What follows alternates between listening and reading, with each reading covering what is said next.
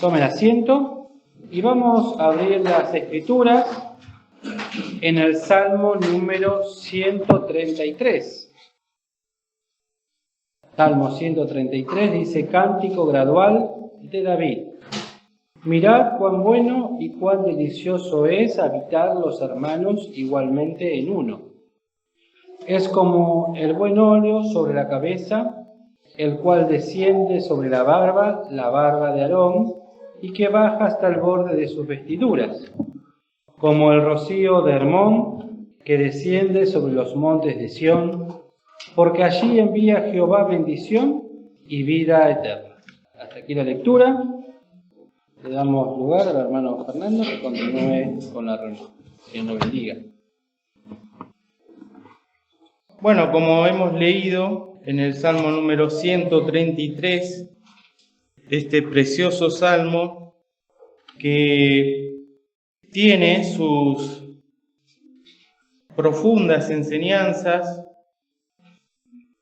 ricas, por cierto, son 3 versículos, y sin embargo, como decía un predicador, al hablar solamente de 3 versículos, decía, y estos son 3 diamantes sacados de una gran bolsa llena de diamantes. Y estos 3 versículos son 3 verdaderos diamantes sacados de una gran bolsa, que es la palabra de Dios, con todo respeto, lleno de diamantes. Pero por amor del tiempo, que es muy cortito, quiera el Señor igualmente a nosotros hablarnos al corazón. Y gracias a esta obra del Señor Jesús en la cruz del Calvario, se puede decir con toda seguridad que el lugar donde los hermanos habitan, como dice el versículo 1, igualmente en uno, que es la iglesia, se pudo concretar solamente gracias a la obra de Cristo. Ninguna entidad humana pudo perdurar a través de los siglos. Solamente la iglesia que Cristo está edificando ha de perdurar a través de todos los tiempos, porque su palabra vive y permanece ¿para cuánto? Para siempre. Es una entidad espiritual que está en este mundo y que debe manifestar estas cosas tan preciosas y que nosotros muchas veces no miramos con los ojos que deberíamos mirar a la iglesia. Lamentablemente, en vez de decir que es bueno y que es delicioso, tanta es la contaminación que hay en este mundo y tanta es la contaminación que se encuentra en nuestro corazón y en nuestra mente, que no podemos llegar a entender que las cosas que Dios hizo, la iglesia que Cristo está edificando, es buena y que es deliciosa. Habitar los hermanos igualmente en uno. Y para nosotros poder mirar esto, tenemos que mirar primeramente al crucificado. Les invito a leer en Lamentaciones, ya le voy a decir la página, también acá en el Antiguo Testamento, en la página 826 del Antiguo Testamento. No perdamos acá, pongamos un señalador en el Salmo 133 y en la página 826 del Antiguo Testamento, en Lamentaciones 1, el versículo 12 dice: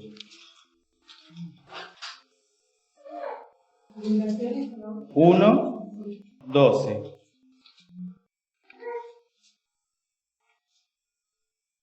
¿No os conmueve a cuantos pasáis por el camino? mirad y ved si hay dolor como mi dolor que me ha venido, porque Jehová me ha angustiado en el día de la ira de su furor. Mirad y ved si hay dolor como mi dolor que me ha venido, no solamente es el hecho que el Señor Jesús fue puesto en alto en una cruz para que todo aquel que le ve por la fe pueda alcanzar la salvación y la vida eterna, sino también el dolor de experimentar la separación momentánea con su Padre Celestial. Pero ese dolor que a él le vino fue un dolor real, no fue algo que nosotros no podamos llegar a comprender, porque todos sufrimos diferentes tipos de dolores físicos, espirituales y también del alma. Ayer, por ejemplo, tuvimos un episodio que la nena, después de pasar un momento grato ahí en la costanera, en la ribera de Quilmes, un momentito fuimos con mi hermano, y había 3 chicos, bueno, son inquietos los 3, corrían por todos lados con mi hermano, estábamos, y en un momento, cuando ya nos estábamos por volver, estaban con las patinetas, y eran respetuosos, ¿no? Porque se tiraban sentaditos, y nosotros contentos porque les salía bien. Pero la primera que se quiso tirar parada de la patineta, cayó, se quebró la muñeca. Bueno, ahí había un dolor que, bueno, como padre uno siente, quiere consolar, quiere ayudar. Después cuando la doctora la estabilizó la muñeca, le tiró, te va a doler. Bueno, dolores físicos, del hueso. Pero el dolor que el Señor Jesús sufrió en la cruz debe producir, conmover, no lo emocional, no las lágrimas que pueden caer de nosotros, sino conmover lo más profundo de nuestro ser. Porque ese dolor que Él sufrió en la cruz del Calvario lo hizo por amor de cada uno de nosotros. Él es nuestro sustituto que ocupó nuestro lugar, el justo pagando por los injustos. Un dolor que ninguno de nosotros puede experimentar. Y cuando llegamos acá a la casa del Señor, en la reunión anterior, celebramos la cena del Señor, donde Él parte ese cuerpo que representa el pan y derrama su sangre que representa el vino. Y lo hace para nosotros, para aquellos que, viendo esta obra, pueden llegar a creer en el Hijo de Dios como único y suficiente Salvador. Dice la palabra también, y esta es la voluntad del que me envió, o del que me ha enviado, que todo aquel que ve al Hijo, al Señor Jesús, que lo ve por los ojos de la fe, y cree en Él, tenga vida eterna. Por eso cuando pasamos por el camino de la vida, que puede ser un trayecto largo, un trayecto corto, tiene que conmovernos esto.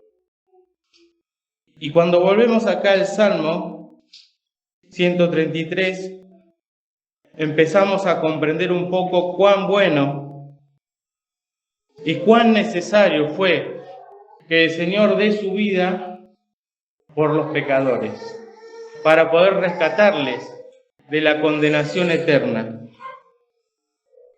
Porque no es bueno solamente en el sentido, desde que empecé a ir a la iglesia, tengo estas cosas, estas bendiciones, desde que empecé a escuchar la palabra, todo se tornó en... ¿Qué? todo se tornó en una vida florida, sino mirar lo que no se predica en todos lados, que es Cristo y crucificado. Porque ahí está la riqueza de Dios para darle a la humanidad. Eso es lo bueno. Porque de nosotros, por más que nos esforcemos, por más que pongamos toda la energía, no vamos a encontrar nada bueno. Sino que lo bueno siempre viene ¿de quién? De Dios. Y a tal punto de bueno que también es delicioso. Porque nuestra alma encuentra allí ser saciada con tantas preguntas que combaten nuestra alma cuando decimos, ¿por qué estoy? Problemas existenciales, ¿no? Se llama. ¿A dónde voy? ¿Para qué vine a este mundo? Bueno, eso se encuentra todo en la palabra. Y es aquí donde Dios desea que todos los que comprendieron y que vieron por la fe al Señor Jesús, habiten ahora igualmente en uno. Y habitar, ¿no? ¿Qué quiere decir habitar? Quiere decir vivir en un determinado lugar. Quiere decir morar. Y es aquí en la iglesia que los hermanos pueden habitar igualmente en uno. Y la palabra igualmente viene de la palabra igual. Y la palabra igual quiere decir que dos cosas se asemejan, que tienen mismas características. Uno puede ver dos hermanos, son iguales. Puede comparar. El cuerpo por lo general es simétrico, ¿no? Y tenemos mucha simetría, quiere decir que son partes iguales. Pero entre hermanos que esto pueda suceder, ya es una obra del Señor. Que podamos habitar igualmente en uno. Qué precioso entonces es poder nosotros tener esta posibilidad de que sea toda igual nuestra fe.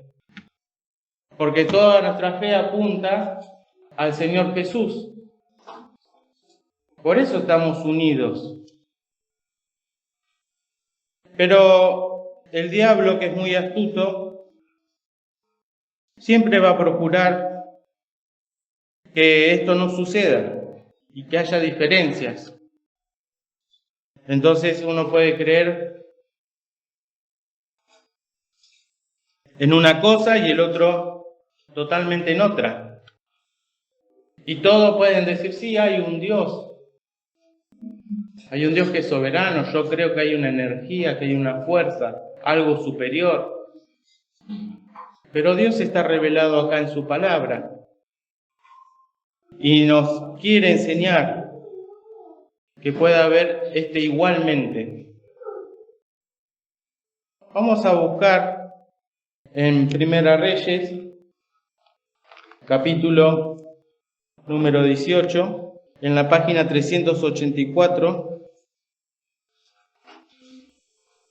384, una historia que, bueno, se la puede leer en la casa después tranquilamente, pero el profeta Elías, capítulo número 18, versículo 18. Dice así, ¿lo tienen?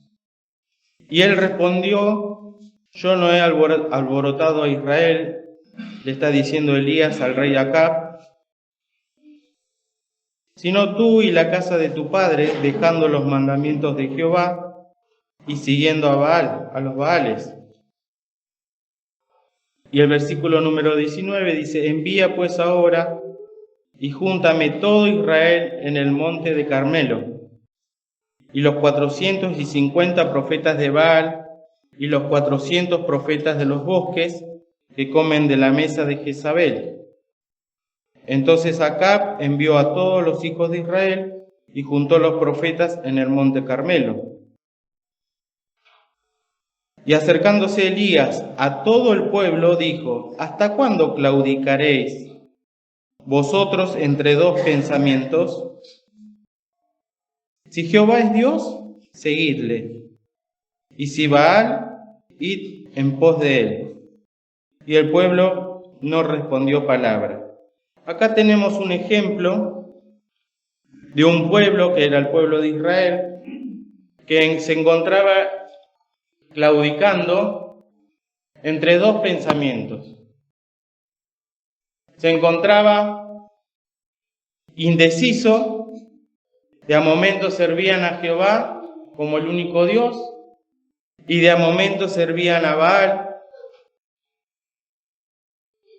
Y la palabra de Dios llega a través de este profeta, que era Elías, y le hace esta pregunta.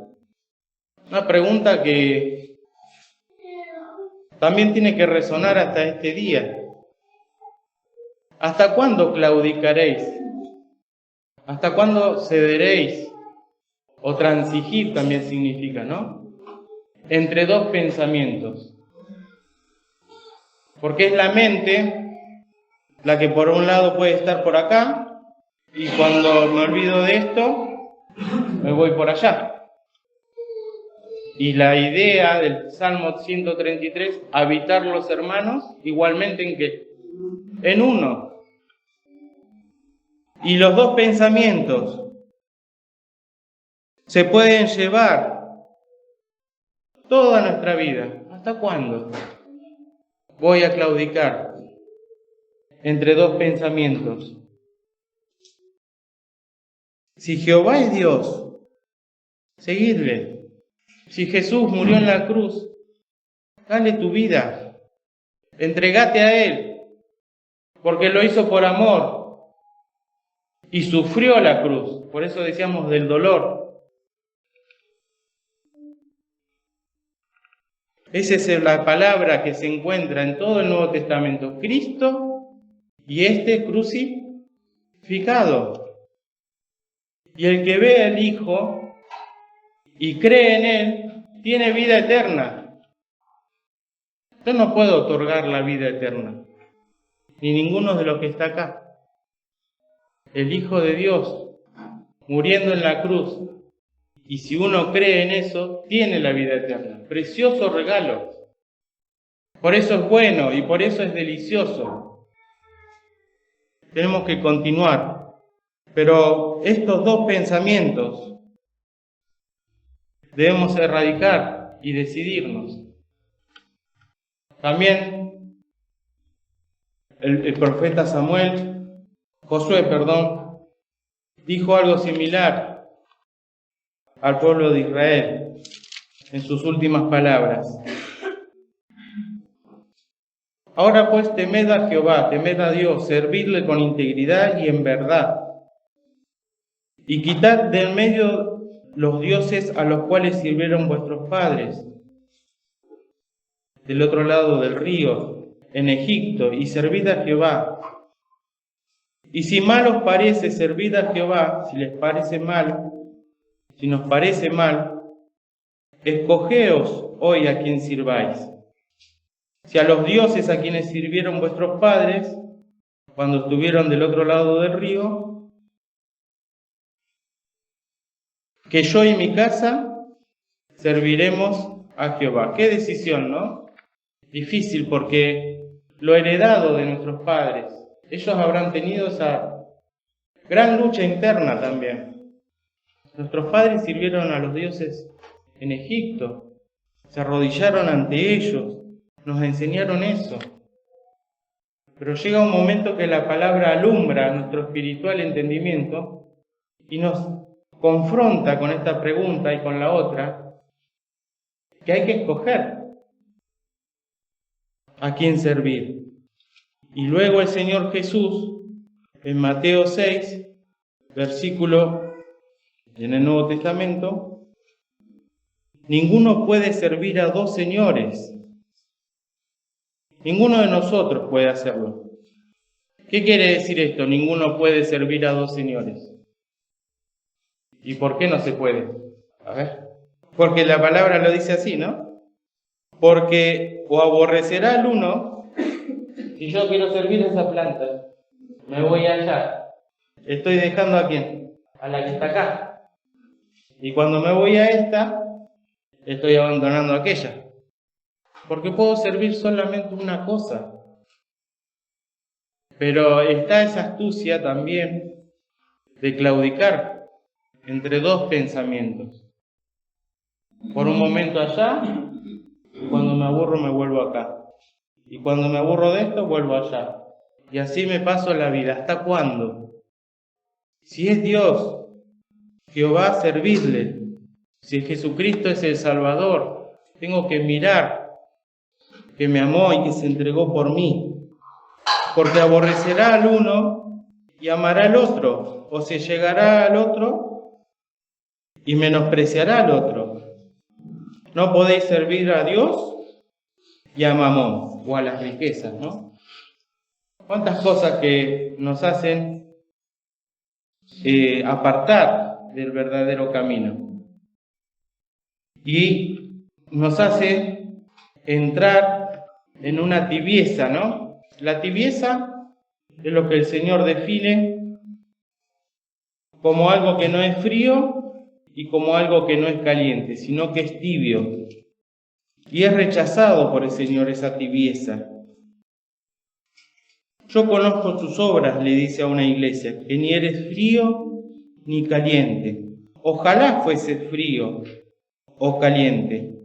Extremos. Mas porque eres tibio y no frío ni caliente, te vomitaré de mi boca. Porque tú dices, yo soy rico y estoy enriquecido, no tengo necesidad de ninguna cosa, y no conoces que eres un cuitado y miserable, pobre y ciego y desnudo. El Señor luego da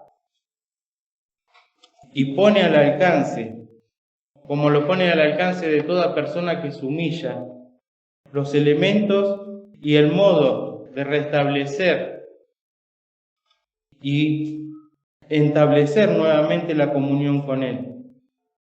Porque Él reprende y castiga a todos los que aman. Cuando volvemos al Salmo 133, hay dos ejemplos que dice acá la palabra. El versículo 2. Mirad cuán bueno y cuán delicioso es habitar los hermanos igualmente en uno, es como. Y acá dice, ¿qué cosa? El buen óleo. El óleo, el buen óleo, es figura del Espíritu Santo. Y solamente el Espíritu Santo lo da Dios. No se lo puede dar ninguna persona a otra. Dios envía su Espíritu a aquel pecador que se humilla. Y en la antigüedad era muy común y muy moneda corriente, digamos, ver esto. Eran ungidos en Israel los sacerdotes, Aarón y sus hijos. Eran ungidos también los reyes y también los profetas. ¿Qué es ungir? Bueno, derramar sobre la cabeza de alguien este aceite, el buen óleo, en figura de lo que luego Cristo haría con el pecador que se arrepiente, en figura. Pero esto primero trabaja sobre un lugar especial. ¿Y cuál es ese lugar especial donde cae el óleo? Es como el buen óleo sobre la cabeza. La cabeza del ser humano se constituye por huesos, y si algo me acordaba, 6 huesos pares, 2 impares, la cara, 14 huesos que la conforman, tienen articulación, no como la del hombro, pero sí es una articulación, y tiene función. Una bóveda se forma, que protege algo muy valioso, es el cerebro. Y allí, en el cerebro, están los pensamientos, las intenciones del corazón.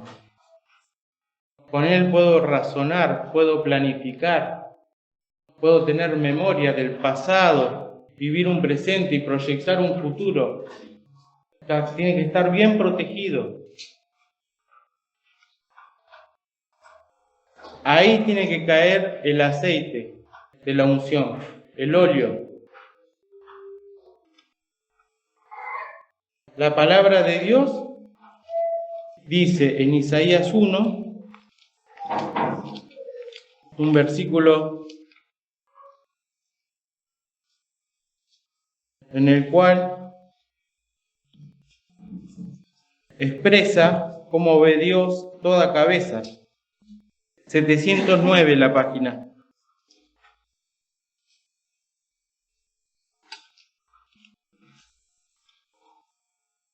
El versículo número 5. ¿Para qué habéis de ser castigados aún? Todavía os rebelaréis. ¿Por qué? Porque toda cabeza, ¿cómo está? Toda cabeza está enferma.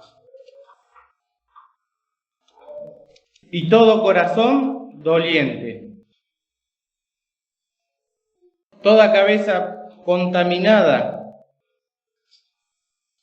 Pero ¿cómo me puedes decir que está contaminada? Porque también de la cabeza salen ¿qué cosa? Están los ojos. ¿Qué miro? Están los oídos. Está el olfato. El gusto. Toda cabeza está contaminada. ¿Por qué está contaminada? Por una radiación, por algo que comí y me intoxiqué. ¿Por qué está contaminada? Por el pecado. Por eso nos cuesta tanto humillarnos delante de Dios, porque tengo una cabeza enferma. Toda cabeza está enferma. Todo corazón doliente. Y necesita. Por eso Dios provee. Por eso Dios da la solución. Necesita que sea ungido con este buen óleo, el Espíritu Santo, actuando internamente. El que cree en el Señor Jesucristo, que ve al Hijo, tiene vida eterna. El Señor dijo, el que cree en mí, como dice la Escritura, ríos de agua viva correrán de su vientre. Y esto dijo del Espíritu Santo que habían de recibir los que iban a creer en Él.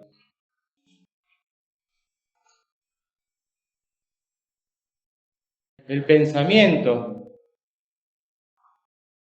que me llevaba a dioses, a la riqueza, al afán de estas cosas terrenales, ahora me va a llevar a pensar de una manera distinta a la que venía pensando.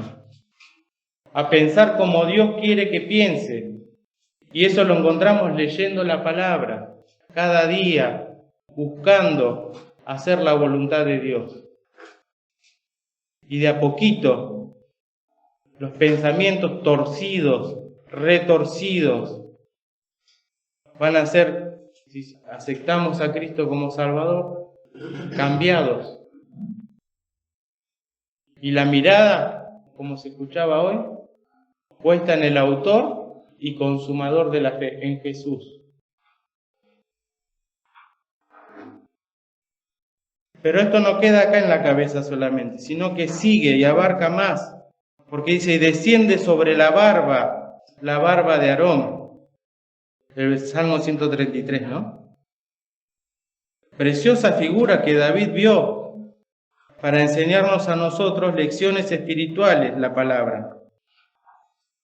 Sobre la cabeza, y desciende, sigue bajando sobre la barba. Y una de las particularidades de este buen óleo es que era un perfume muy agradable. Era preparado, en Éxodo 30 dice, ¿no?, cómo estaba compuesto. Diferentes especies machacadas formando ese compuesto. De tal punto que el que era ungido podía respirar ese óleo, el buen óleo, y también baja sobre las vestiduras, hablando de todo el cuerpo nuestro, ¿no? Cuerpo, espíritu, alma y cuerpo. ¿Cuántas cosas? ¿Cuántas cosas tengo que corregir? Porque muchas veces queda acá todo en el plano mental. Pero tiene que bajar, y bajar más, hasta el borde de las vestiduras. Y esto es importante porque debe ser entendido, debe ser meditado, debe ser pensado. Si el Espíritu alumbra nuestro espiritual entendimiento, se ven muchas iglesias llenas. Muchos tienen turno a la mañana, a las 8, otros tienen a las 10, salen 200 personas y a las 10 entran otras 200 y a la tarde. Pero hablan quizás sin sentido. Mejor es decir 5 palabras con sentido que 10.000 palabras sin entendimiento. Y poder comprender esto con la capacidad que Dios nos dio. Por eso nos dice en 1 Corintios, capítulo 14, en la página 197 del Nuevo Testamento, casi al final de la Biblia, 197.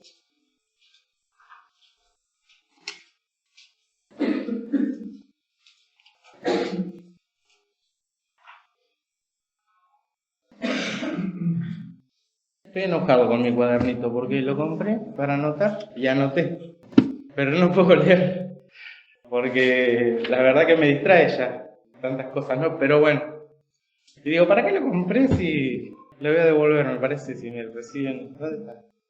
Hermano, bueno, acá está el cuadernito, no entiendo nada de lo que puse. Bueno, y dice en 1 Corintios 14, lo tienen en la página 197, el versículo número 23. De manera que, si toda la iglesia se juntare en uno, ¿no? Mirad cuán bueno y cuán delicioso es. Si toda la iglesia se junta en uno. Y entran, porque entran a la iglesia, eso puede pasar, gente que no sepa de las cosas de Dios o personas que no son convertidas o infieles, y escuchan que todos están hablando en lenguas, ¿no? Dice acá, ¿no dirán que estáis locos? Y Pablo decía en el versículo 19, más en la iglesia más quiero hablar 5 palabras con mi sentido, para que enseñe también a otros, que 10.000 palabras en lengua desconocida. Es el texto que citamos. Ahora, mas si predicamos la palabra del Señor en el versículo 24, y entra alguna persona que nunca escuchó, y escucha el amor de Dios, que tuvo en Cristo Jesús. Y que esa palabra le conmueve, no para la emoción, sino que dice, esto es lo que necesito yo, un Salvador, el único que me amó y se entregó por mí, y lo quiero recibir, le veo hoy que se entregó por mí. Y entra alguno, de todo es convencido, de todos es juzgado, y lo oculto de su corazón se hace manifiesto, porque nos damos cuenta que mi cabeza está enferma y que mi corazón doliente. Entonces es profundo donde debe llegar la palabra para producir esto, no superficial o emocional, o como dijimos, las lenguas, o pueden ser las danzas, que yo haga pasar a mis hijas acá con banderas y los varones empiecen a danzar, y ahí se desplaza la palabra de Dios, que es la que tiene que dar salvación y vida eterna, por todas esas cosas. Cuando tenemos un hijo que va a actuar en un acto de la escuela, ¿cómo preparamos las cámaras? Estamos pensándolo, lo vestimos bien, queremos que estén en el primer lugar, queremos que todo el mundo lo vea después en la familia. Y en la iglesia pasa así, está mi hijo acá, y quiero estar acá, quiero filmarlo, quiero recordar, quiero esto. Y la palabra, y me vuelvo a mi casa, y cuento a los demás cómo danzó mi hijo, cómo habló esto, cómo hizo lo otro. Y la palabra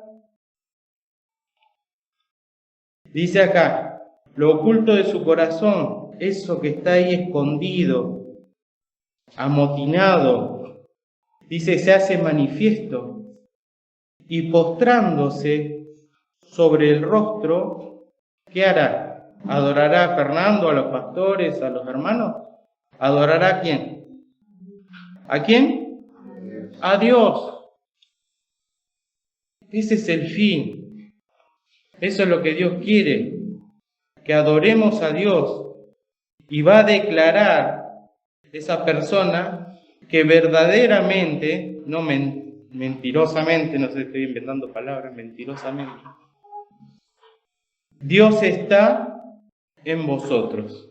Qué lindo, ¿no? Poder encontrar al Señor Jesús, al Salvador. El Salmo 133 dice, como el buen óleo que desciende sobre la cabeza, que desciende sobre la barba, que baja hasta las vestiduras, y después da también otro ejemplo, como el rocío de Hermón, que desciende sobre los montes de Sión. No pude profundizar en la parte geográfica, no pude ver qué significaban estas cosas, pero sí comprendo que hay un lugar muy alto que es un rocío, y ese rocío produce frescor. Ese rocío ha de descender sobre los montes para poder empapar toda la hierba, para poder dar salud, para dar vida. Puede ser en forma de lluvia, puede ser en forma de nieve que desciende, puede ser en forma de rocío.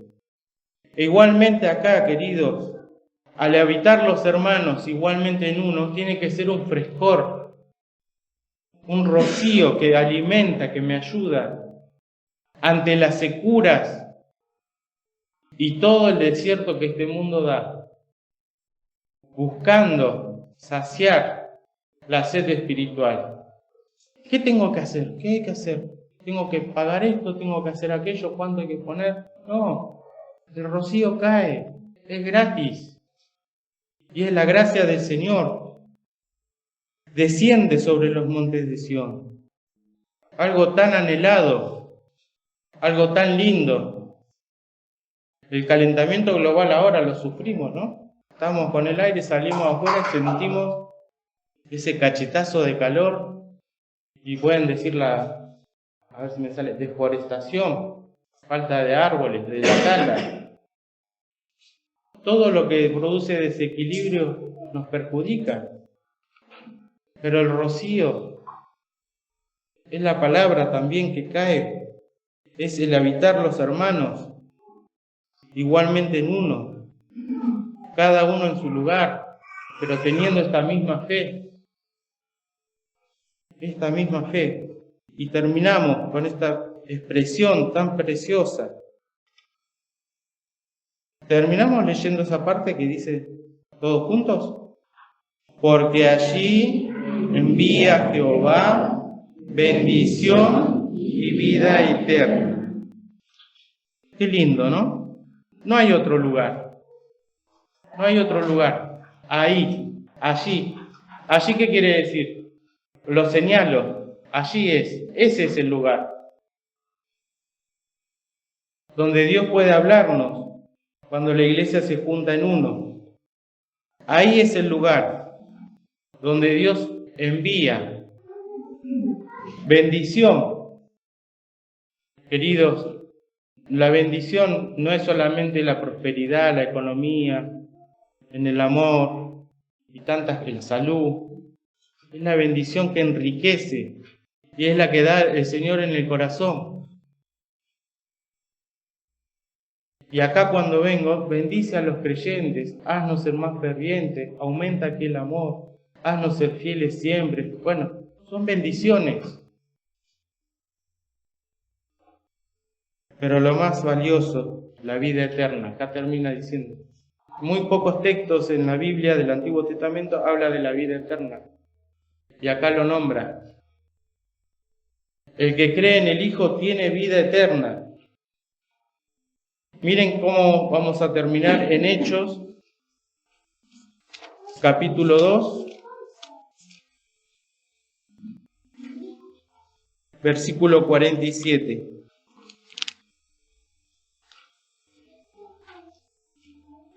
La iglesia primitiva, los primeros convertidos. Dice acá que estaban en el templo, unánimes, partiendo el pan en las casas, comían juntos de corazón, el 46 estoy, 2:46. Con alegría y con sencillez de corazón, alabando a Dios. Como decíamos, adora a Dios y teniendo gracia con todo el pueblo. Y el Señor, ahí que dice con mayúscula, ¿qué quiere decir? El Señor Jesús. El Señor añadía, como cuando se unen dos hilos, ¿no? Se añade. Añadía, sumaba. ¿A qué? Cada día a la iglesia los que habían de ser salvos. Todavía está el Señor queriendo añadir a la iglesia los que desean ser salvos, los que quieren alcanzar la salvación, los que dejan de claudicar en dos pensamientos, los que escogen servir al Señor. Dichoso el que tú escogieres y hicieres a llegar a ti. Vamos a bajar nuestros rostros unos minutos y en sinceridad delante del Señor. Si alguien entendió estas palabras, aunque no comprendamos toda la Biblia, todo el consejo, pero entiendo esto, que Jesús es mi Salvador y que se entregó por mí. Si alguien quiere recibirle en su corazón y ser ungido del Espíritu Santo, porque Pablo dice, y el que nos ungió es Dios, y quiere cambiar su forma de pensar, y luego con eso la conducta, la vida, dando gloria a Dios. Si alguien entendió este mensaje, que reciba a Cristo en su corazón, le ruego, porque es un ruego que yo puedo hacer. Y va a ser añadido a la iglesia, que el Señor se encarga de añadir, para ser salvo de la condenación. Si hay alguno que quiere recibir a Cristo, que levante su mano un segundo y luego la baje, en señal de aceptación. Que el Señor les bendiga, que puedan seguir creciendo en los caminos del Señor, queridos. Y esta palabra que sea honrada, porque es palabra de Dios, y la iglesia tiene que predicarla, tiene que darla en este tiempo. Que el Señor nos bendiga.